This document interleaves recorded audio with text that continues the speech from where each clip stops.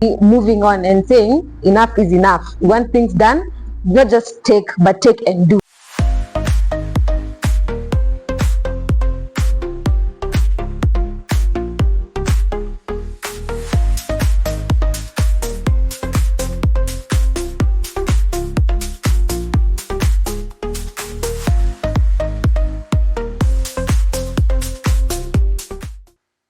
Good evening and praise God. My name is Cynthia Wakuru Kanyeve from the JPRC department, that is Justice, Peace, Reconciliation and Creation. And tonight we'll be having a talk show on the current affairs running in the country. It being our JPRC week, we invite you to enjoy this talk show with us. I'll invite our elder to give us a slight devotion. I hope you'll be blessed. Thank you very much. My name is PARISH, and I'm the person I lead the education team, and our day is coming from the Gospel of Mark 7:18, which says, a good tree cannot bear bad fruit, and a bad fruit cannot bear good fruit. But I want to read from verse 15 to 20, where I can get explain about the deed. The words from the verse 15 to 20, watch out for the false prophet. They came to you in sheep's clothing, but inwardly they are ferocious wolves. By their fruits you will recognize them. The people pick grapes from thorns, bushes or figs from thistles. Likewise, every good tree bears good fruit, but a bad fruit bears a bad fruit. A good tree cannot bear bad fruit, and a bad fruit cannot bear good fruit. Every tree that does not bear good fruit is cut down and thrown into the fire. Thus, by their fruit you will recognize them. Thank you. Those are words that are from the Gospel of Matthew 7:15 to 20. And once again, I will emphasize on the theme on verse 18. I want to thank God that I have been given this chance so that I can be able to explain a little about this theme. This is a sermon that was given by Jesus Christ on the Sermon on the Mount. And Jesus Christ was talking about bearing good fruits. And he was talking about the false prophets. And the Sermon on the Mount is much about righteous living. And God talked about the false prophets, and the false prophets in the time of the Old Testament, they used to prophesy what the king wanted him to hear. And the danger of this is that they were not prophesying according to the truth in themselves. And it is happening to us even today, because we are also prophets of some kind. We preach the gospel, but we don't walk the talk. So there is danger of recognizing the false prophets. One of the dangers of recognizing the false prophets is that it is very difficult to recognize them because they disguise themselves. The Bible is telling us they disguise themselves as sheep, but they are ferocious wolves. This means you see Christians professing the faith of love for Jesus Christ, but they behave differently.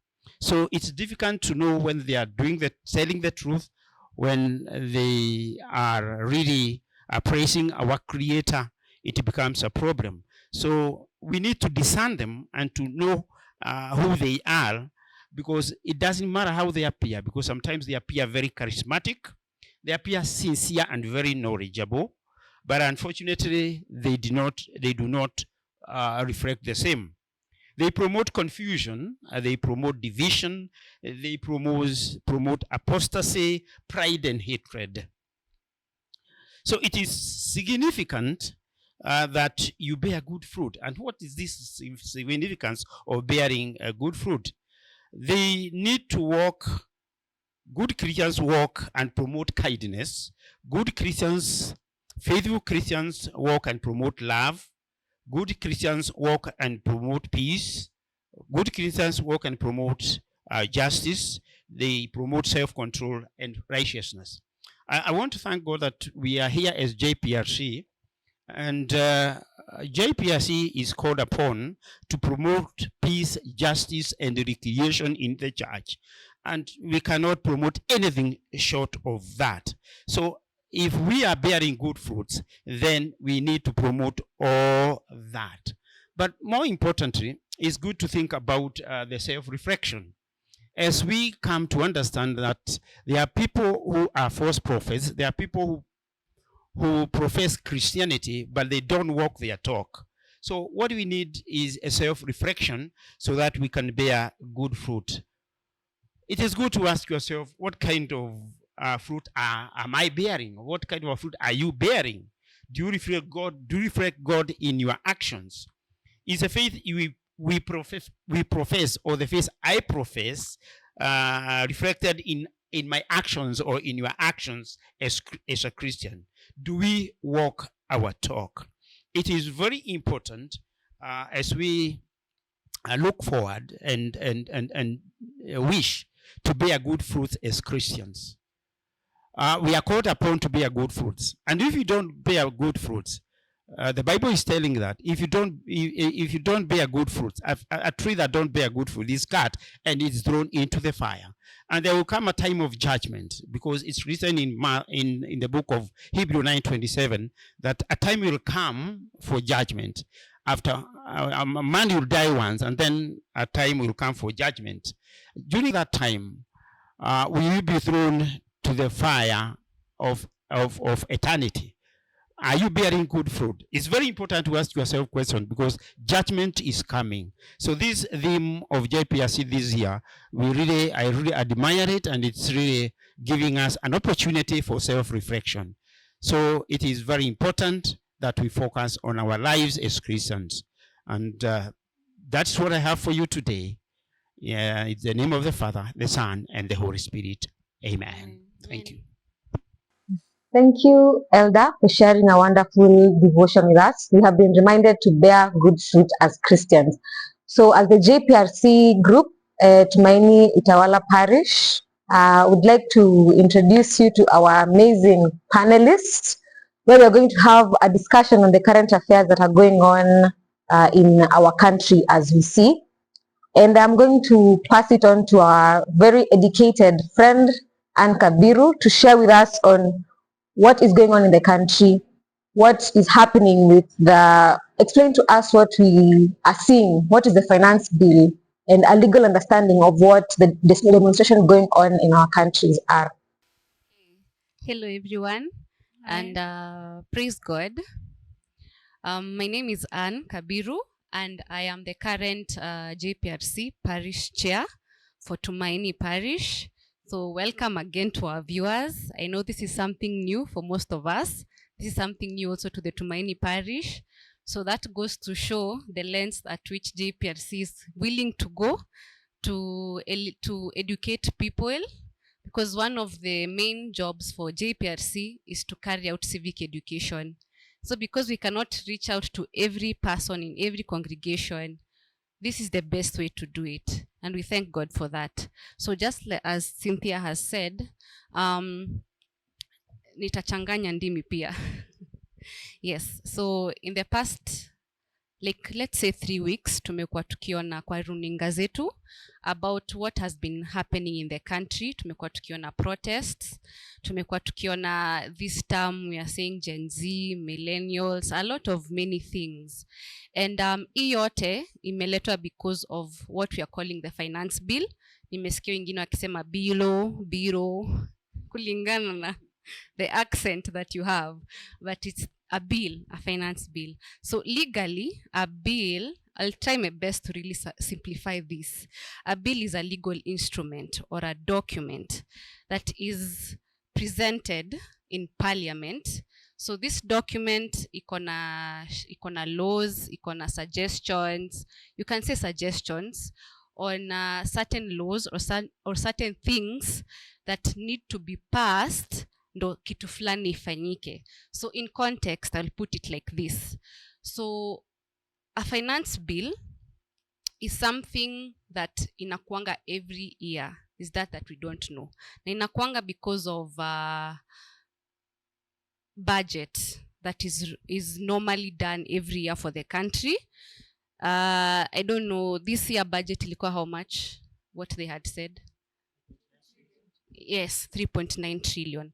So with that budget, that 3.9 trillion, there needs to be a bill comprising of so many laws yenye itaonyesha hiyo 3.9 trillion itatoka wapi. So hence the finance bill. And so once they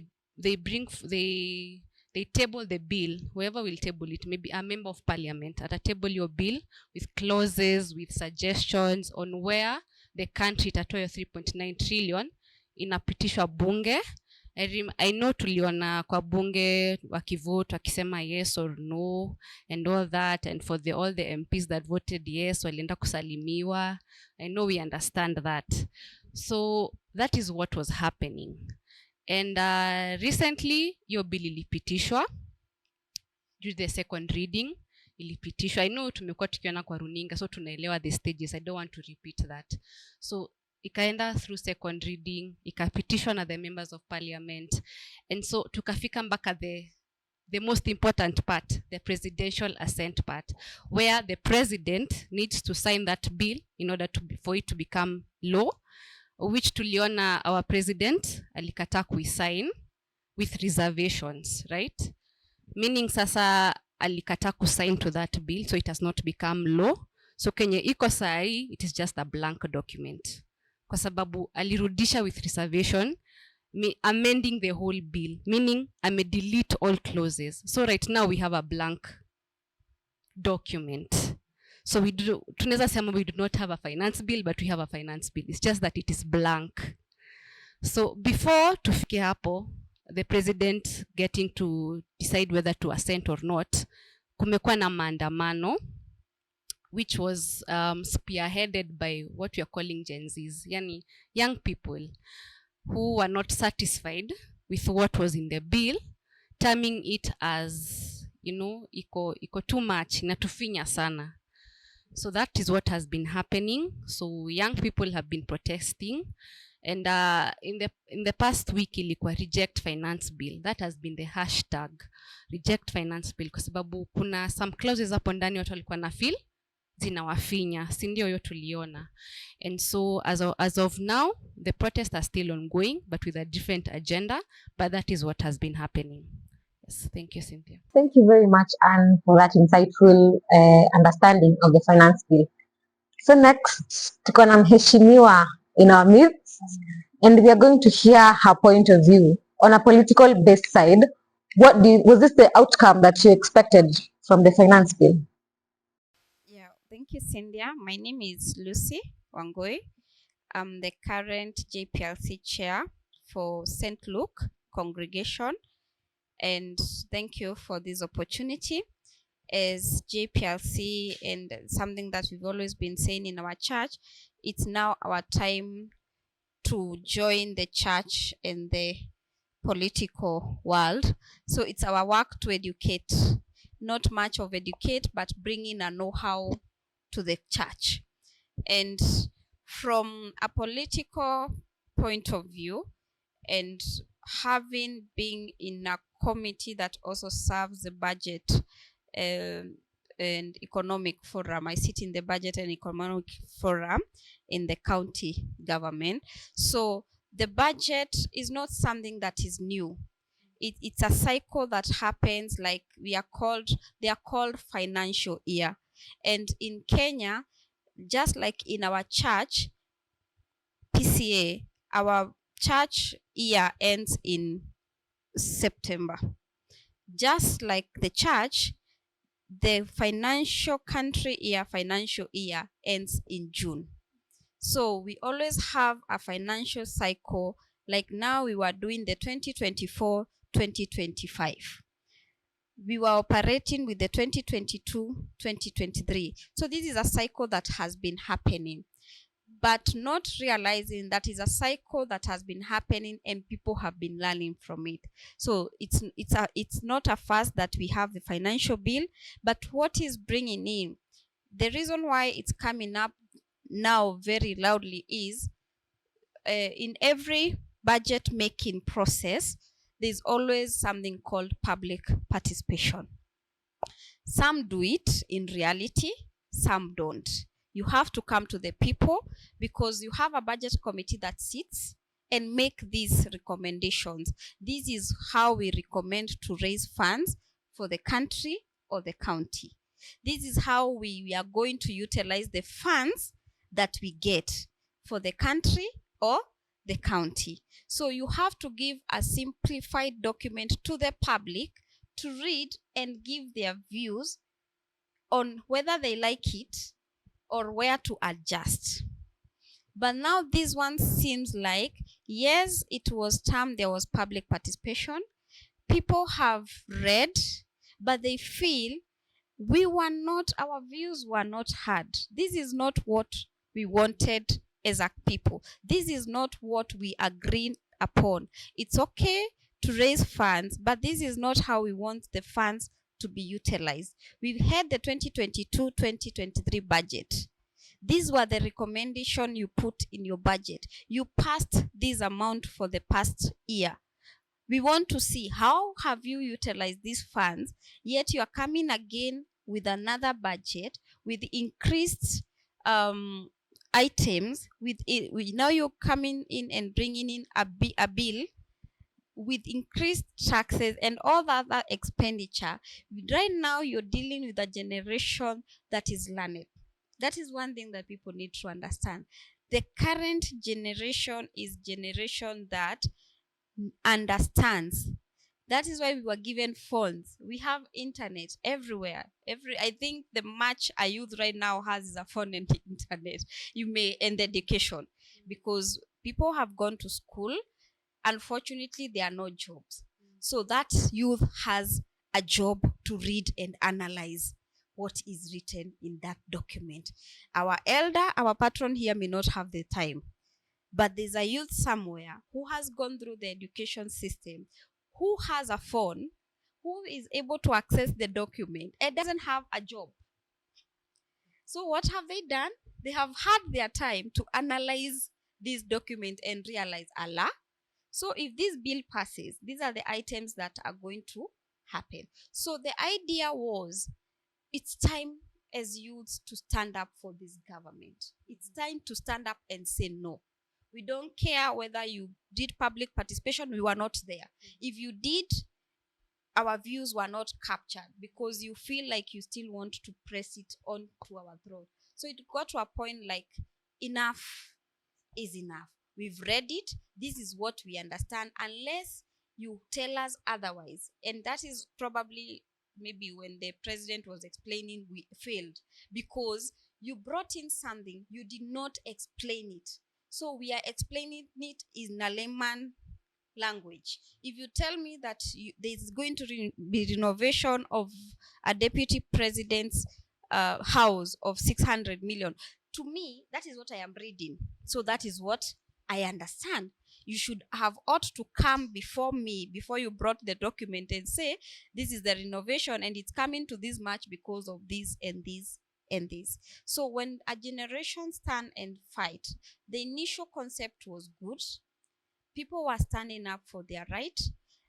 The leadership did not expect that. So at first they got shocked. They realized. So when they realize this thing is hitting home, unfortunately, maybe what has come after is another different concept of what was the initial idea. The initial idea was good. It came in as a shock of people who want to rise up against a government that is not maybe listening, a government that is there to oppress, a government dealing with people who already have information. There's something that has been trending, and it was quite funny because looking at the set books that have been in school in the recent years, the Kifo Kisimani, and these are the things you read in. So this is exactly what is happening in reality to the society. You're telling this person who read this book, who can see that character in that book now in reality of what is happening. So they said, we don't want to be those people in those books. It is time. They failed because they didn't rise again. So it is time. So for sure it was a shock. But my encouragement to that generation, I may not be of the Gen Z, so I think we are just there. Our elder is being called vintage buddies. So to our vintage, I feel it's good, and it's time to rise even as a church, because we are looking at a situation where our church is going to rise, because we are the youth. We are always told we are the leaders of tomorrow. So we are wondering, when will this tomorrow come? It's time to take it, whether it's in the church, whether it's in the society. It's time to take it up, and you take it up by reasoning and questioning. We are no longer in the age of do and do. We are in the age of, you're telling me to do it, you're showing me how to do it, but is it the right way to do it? So that is it's quite brought a fuss. And also as a church, we have a responsibility towards it, because the same youths who are out there are the same youths who are in church. So we have to balance between the two. Thank you so much, Lucy. Your panel iko na content. Oh my days. Yes. So, thank you for what you've explained to us. And as you have heard, there's a generation that is actually speaking out their voice, and that is actually moving on and saying enough is enough. We want things done, not just take, but take and do. So we're now going to get a perspective from a millennial. So tell us, what do you think about the protests? What do you think about the finance bill? How is it affecting you? How do you feel about it generally? Thank you so much, Cynthia. My name is Jane Gadegina. I'm a member of JPRC, TUMAINI PARISH. And one thing I want to say is that I want to give a thumbs up to the Generation Z, for they are doing a marvelous job. This being a wake-up call, not only to the government, but also to the leadership of the church, the leadership of the father circles, and any other running organization. Because what we've seen from their protests, in fact, they have a right to protest.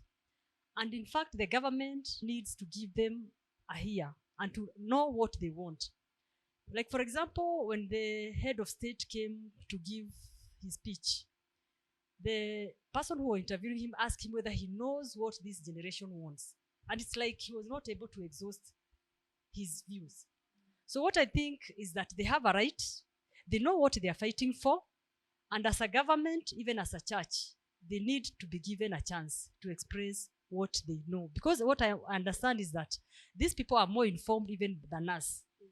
Because they have read the Constitution, they have the first-hand information with them. Unlike maybe people like we, sometimes maybe you don't have even time to go through that bill. You don't even have time to know what the Constitution talks about. You are just there to be told what to do. You don't question.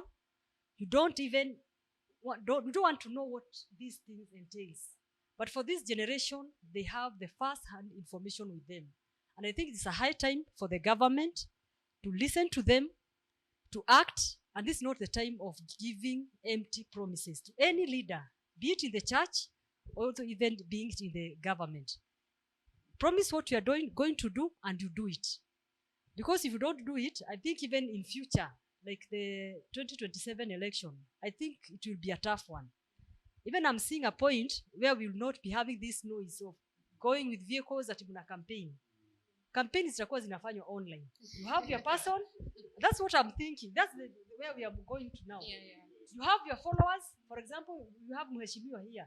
You have your followers. Maybe you have around 10,000 followers. You don't need to go and continue talking to them outside there. So this noise is going to come to an end. And I think we have to give this generation an hearing, and we learn from what they are doing. In fact, they are very disciplined. and they are focused with what they are purposing to do. Thank you so much. Yes, thank you so much, Joyce. Just to add on to what she has mentioned, I think one thing that made like spread the news like fire is social media. She has mentioned most people are engaging in digital activism, so Instagram, WhatsApp, tuna post tu, tuko huku, tuko hapa, tupo sites. So yes, apart from those who took the streets, I'm sure that there were those who were indoors just with their phones, and they also made the news aware to each and every person. I think another point that Lucy has mentioned is on the frustration that is coming on knowing that you're going to give, but nothing is going to be done. If you check our generation, tumepewa soft life for most part of it. You finish primary school, you just immediately get a high school. So you don't struggle at March, marking.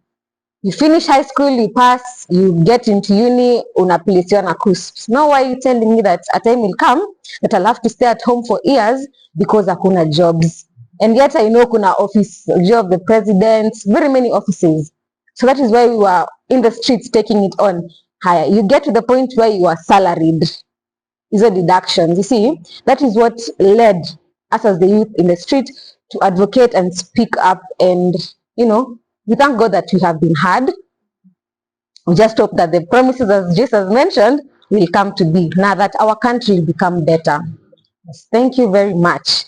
So next, you are going to see a different perspective, which is the church perspective. Elder, if you'd share with us. My name again is Elder Peter Jongoro Kangeve. I've been called upon to talk about the church and government. And in fact, in the present perspective, yes. But I'll start by quoting Romans 13, verse 1. Let everyone be subject to the governing authority, for there is no authority except that which God has established. Thank you, Stu.